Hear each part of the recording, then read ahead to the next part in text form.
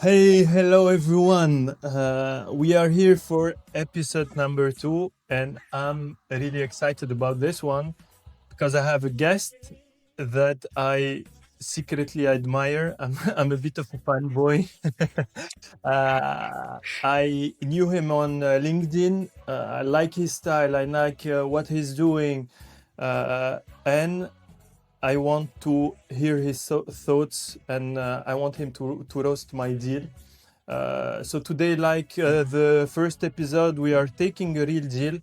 We anonymized all names to be able to ask all questions and really deep dive into it. So today, I'm very happy to have with me Othmane. Hi, Othmane. Hi, hello Rita. How are you doing, my man? I'm quite excited to have this conversation with you. We were supposed to meet the first time we were introduced by a common friend, but unfortunately we couldn't make it. So we had a conversation a month ago, and you kind of introduced me to this amazing product and positioning that you're currently working on. And yeah, I'm just quite excited to have this conversation with you and try to make it as valuable and Thanks, fun as Othman. possible. So the idea, before we started the recording, I told Othman, I think that I miss having a boss. So this place is for you to be my boss, to take that deal, to do a deal clinic. When I used to be either a sales leader or an individual contributor, this wasn't the funniest moment to take a deal and to deep dive into it, to challenge everything that someone is doing in it. Was not the moments we enjoyed a lot as teams. So I'm trying to make it a bit funnier. Have your own perspective, and the idea is at the end to compare your take on that deal versus my nudge take on that deal. And the idea is to have this whole series and to follow if nudge is wrong or right, or if you are wrong or right on this deal. Make sense? Yeah, 100%.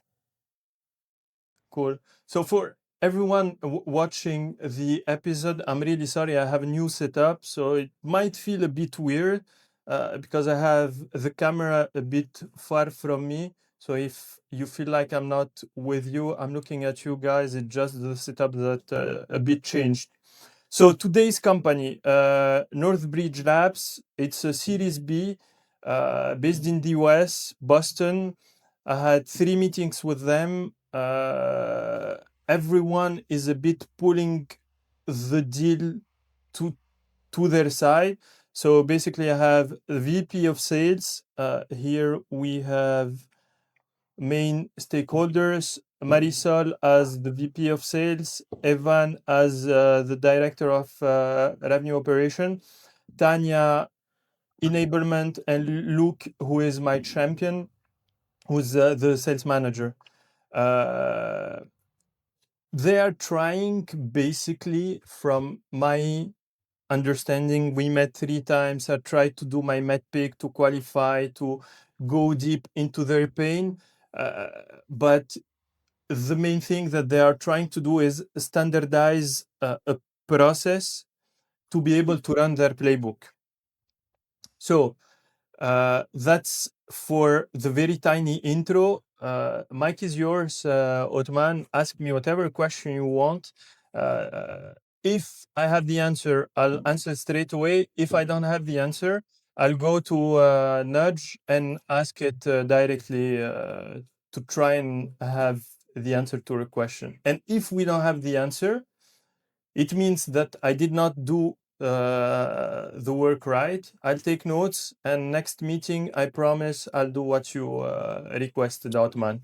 Okay, cool, Okay. amazing. Well, I always like to start my own deal reviews and analyzing whatever is happening for and with a prospect by understanding the main reason why the first call happened, or the main reason why, if I have a champion, the champion introduced me to like their N+1 managers and other stakeholders in a deal. So my first question for you here is, what was a wow effect or a moment where the sales manager, your champion, actually understood what would they get, not just on a personal level in terms of their own growth as an employee in that company.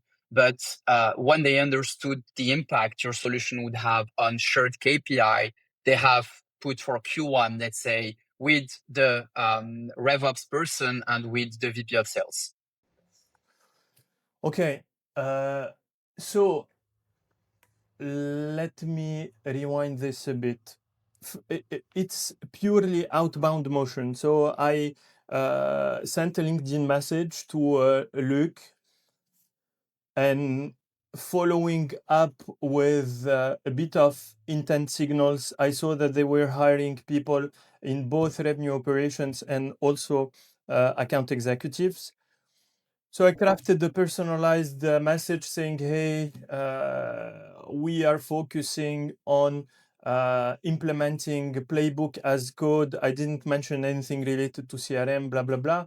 So I told him, if deploying a playbook as a process is something that is painful today, let's have a chat. And he replied like within 5 minutes, saying, hey, that's exactly what we are working on. It started from there.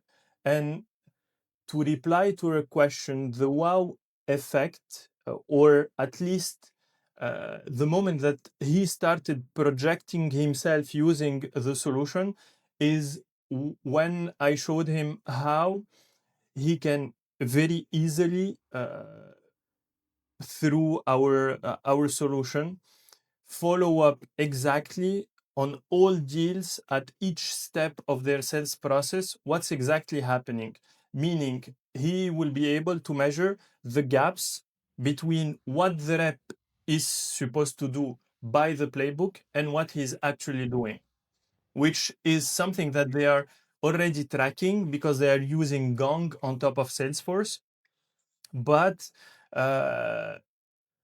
they are not able to have this uh, deep dive dissection of each action and the impact of that action on the deal. Okay, makes sense.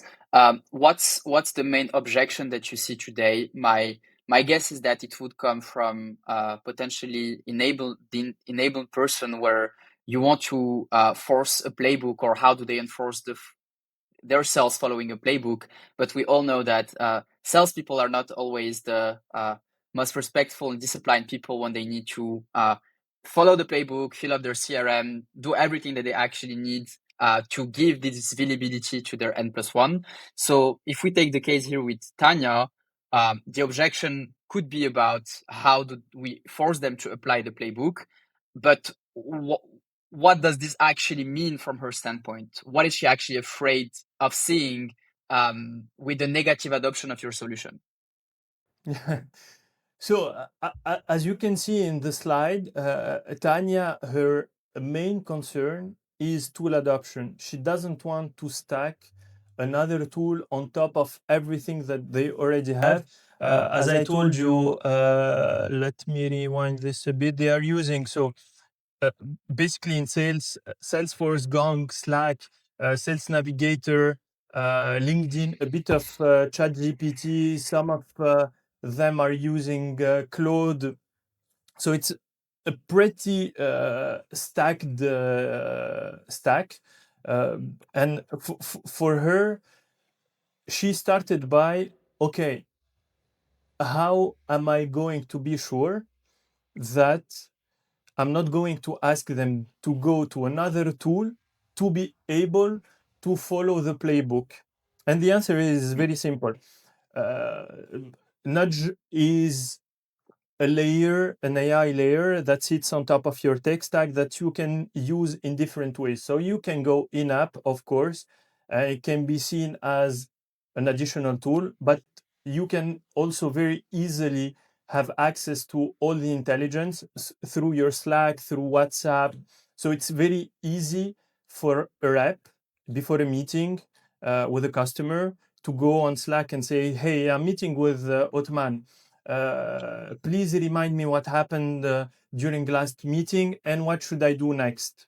The solution will also proactively send you nudges to tell you, hey, you are meeting with Othmane. don't forget to do this and that because last time you spoke about his boss and he needs to invite him to the next demo, blah, blah, blah. So the answer to Tanya for this very common objection of we don't want to add the tool is we are not an additional tool, but we are a layer that is supposed to adapt to your workflow and make it better. Mhm. Yeah, I get your point.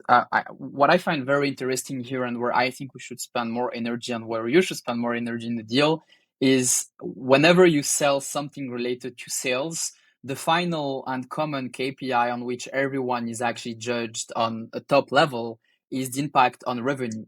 And then from the impact on revenue, we break it down into RevOps, pipeline generation, percentage of highly qualified deals, deal cycle, deal size, whatever. Here in our case, your solution have the highest importance because it directly impacts how salespeople would operate and would move their deals forward, but also bring the information up towards their manager to understand why a deal didn't move forward. That's the whole reason behind following up on deals, having the right information, having a CRM, having nudges, as you call them, which is a very important concept here. So if I were to give you a first tactic, whatever, that I would apply to this deal is to ensure that I have in my hand the cards, the information, the confidence to prove both to our sales manager, who's the champion, and the person responsible for enablement, that we can have a proof that a salesperson from their team can say, "Hey guys, I just had a discussion with Rita. I saw what Nudge can do, and I actually highly believe that now I can follow my playbook in the right way, and I finally see that I'm getting back 1 or 2 hours per day to invest them into actually doing the execution layer, where the last mile, owning the last mile, where I can literally make the deals move forward." So I would try to find 3 or 4 salespeople from the geographies where you would like to start a POC with them, and I would try to sit with one of them.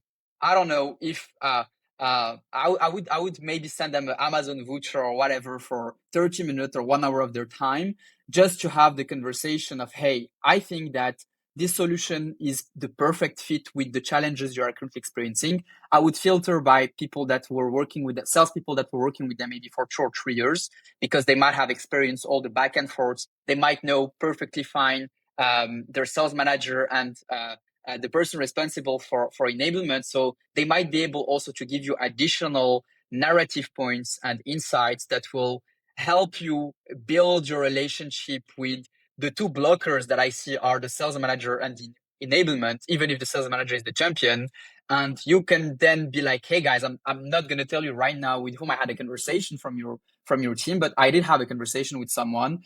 We did sit for 1 hour together. We reviewed one of their deals and we reverse engineered the whole process they followed the first time to push it in their existing CRM. We tried the same approach on our solution, and we've been able to get this message sent, this nudge received, and they actually had a wow effect. So now what we can do is either use this as enough trust to move forward and have another conversation that is more related to how do we implement it, or if you really want the deal and that's something that would put you in more confidence and also them, let's try it for a week with the salesperson.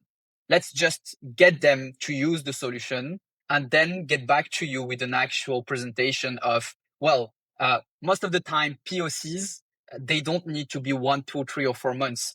Most of the time it's just to prove that the main objection point can be solved by the actual stakeholders that will use the solution, because here none of those people are actually going to use the solution. Maybe the sales manager, if that person wants to have a better overview of everything that's happening, but it's just the sales manager and the salespeople. So what we want is to prove to the rest of the team that the execution part using the software is actually good for them and respects whatever KPI were defined during your conversation with them. You know what I like, Othman, is you are your recommendation is to go basically bottom up to sit with the people that are going to use the solution. Last week when I had the discussion with Fedi, he recommended to do a top down, so to try and hijack the deal by sending a direct DM on LinkedIn to the CEO of the company that we were talking of. So it's very funny how your approach. So basically, strategically, it's the same. You need to involve what you think is the most important person to the puzzle that is still missing. For Fed, it was the CEO. For you, it's the users. And yeah, it's a very good idea, and that's exactly what I was looking for when I started this whole concept, is to have a different perspective on deals that I'm driving uh, in a uh, very straightforward way, which is mine. So yeah, I take your point. I love it, and I'll definitely try the Amazon voucher, because I was about. If you didn't say that, I was about to give you an objection. Is okay, fine. I'll be another vendor. They don't know me. How I'm going to grab their attention by saying, "Hey, let's sit together for an hour. I would like to tell you about something that we are discussing with your management." Yeah, well, it's very interesting the point you shared about going first having a conversation with the CEO. I'm going to tell you why I don't think it's the best thing to do when you sell software and when you're still pre-product market fit and you don't have big logos working with you already. If you're a good salesperson, if you're stubborn, and if you understood your industry, there is a very high probability that you will be able to get the CEO to answer you. And there is an even higher probability that the CEO will enforce the deal and give you, okay, well, amazing. We go for a POC of 2 or 6 months. Let's go, guys. I enforce that upon you. I'm the CEO. I make the call. Let's do it. Okay, great. But now you're perceived by the rest of the team as someone who hijacked their whole responsibilities. And even if your solution, there's two objections here. Even if your solution is good already, they might not want to use it as they should, because now you're putting like you're a person that's creating bad situations for them to evolve in the company, because the CEO might say to the VP of sales, hey, like, why this took like 1 month or 1.5 months?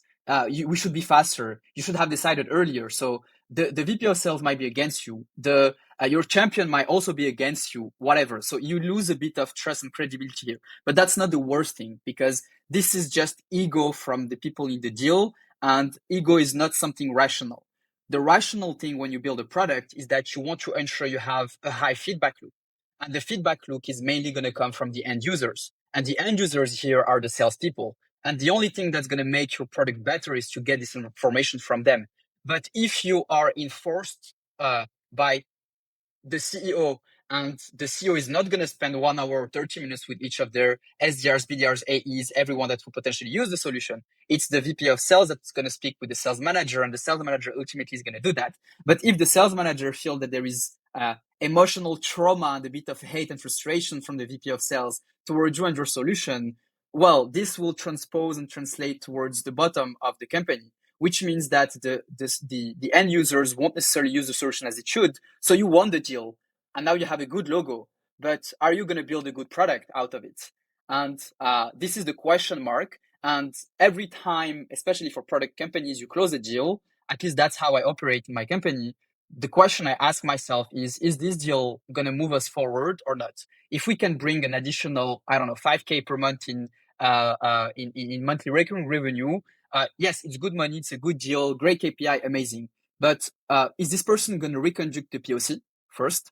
And second, am I going to actually get additional information that can create exponentiality from my interaction? And this works both when you sell a service and when you sell a product. If people are unsatisfied by your product and they don't use it, but they are locked in a 3 month contract, well, you just spent time closing a deal that won't create word of mouth, that won't create feedback to better of the product. And now the VP of sales, if they were to change job and work for another company that is still part of your total addressable market, and you want to outreach them, there is a bit of resentment that is also built. So yes, you can try to hijack by going having conversation with the CEO, but beware that you are missing on all of this and you are creating potential negative ROI in the long term.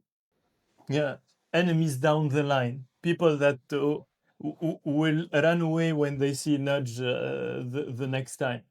I got your point and I love it. And the cool thing about selling is it's either you always think is less complicated than it really is, because as soon as you start discussing with multiple stakeholders, there are so many things at stakes.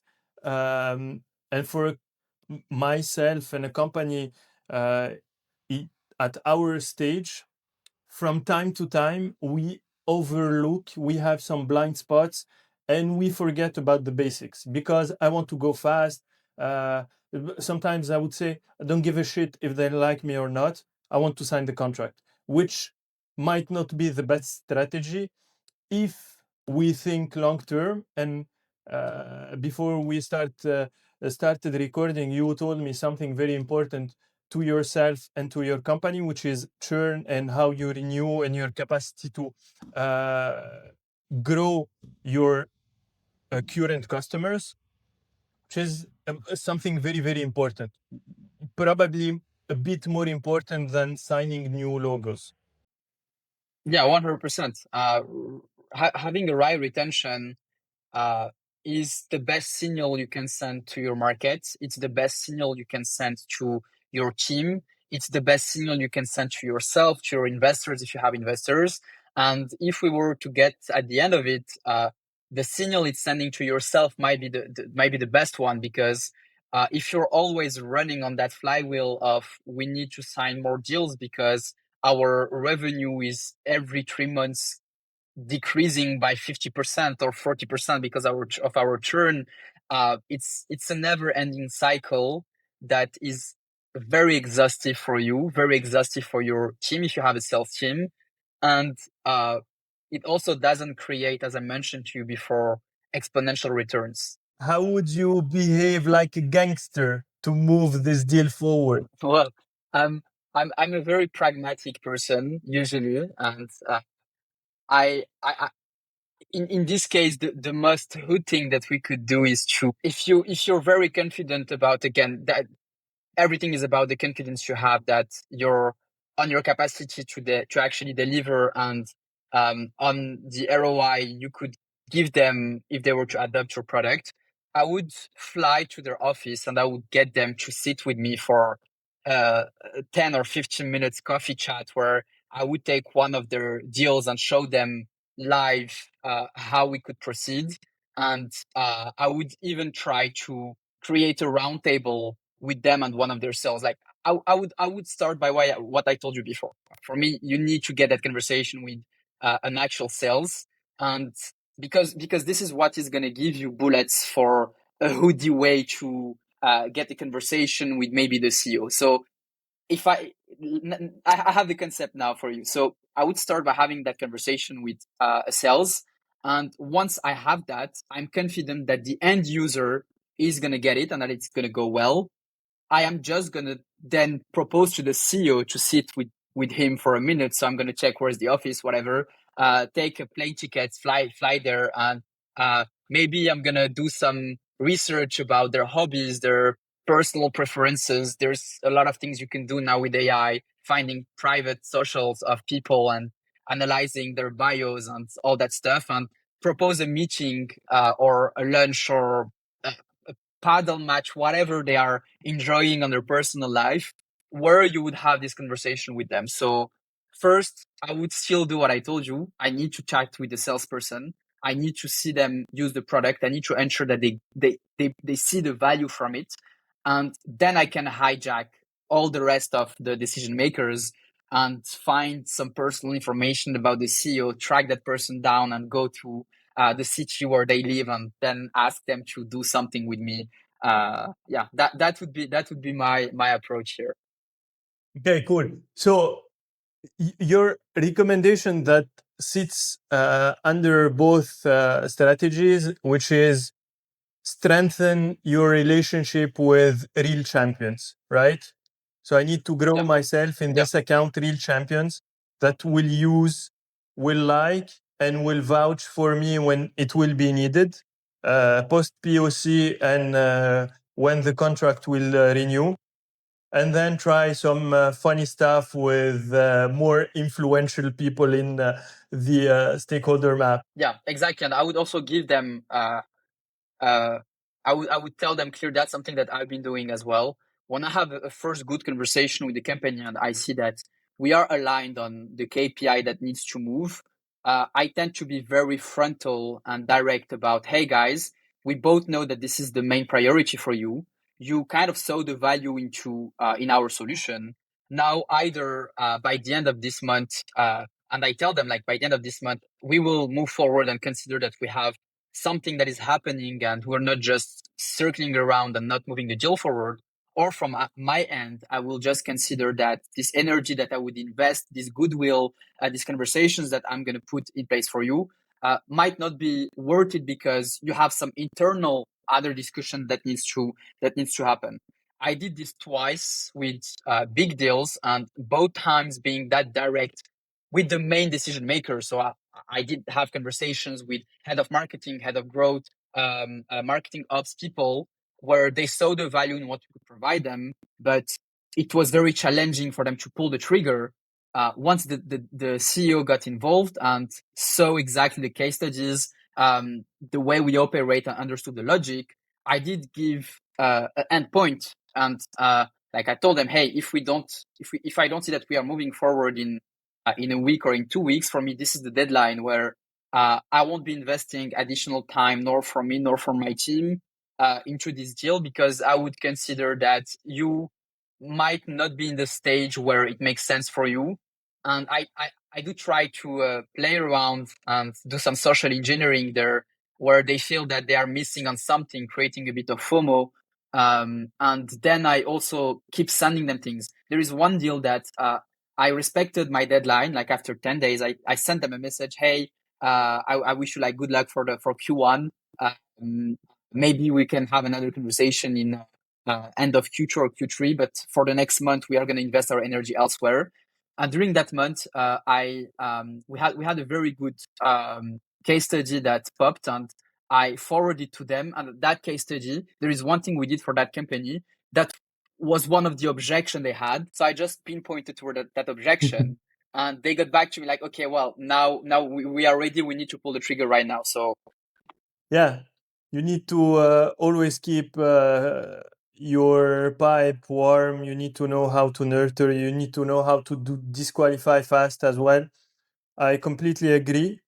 I'm actually I'm learning a lot of new things. These were my basics as a seller. Now that I'm running my own company, everything is reversed back. So getting back to my basics is tough from time to time, but it's good to have this kind of discussions because it always reminds you that there are things that needs to be done. If you don't do them, you won't close nothing with whatever goodwill, sales, who tactics, whatever. If you don't do your basics right, you won't get nowhere. yeah, 100%. So, Othmane, thank you so much for your time. Loved your energy, man. One last question I had. I was supposed to ask you during the intro, but I forgot about it. Uh, I love your thesis about AI agencies, the stuff that you guys do.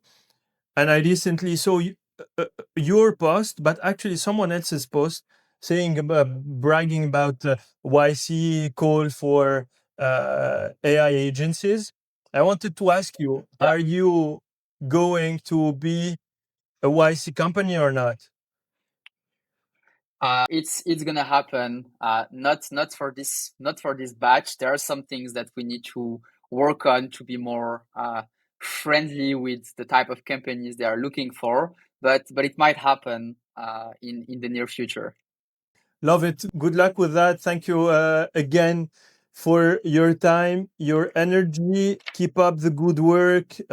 Make LinkedIn fun for us. Share, as you always do, some valuable stuff.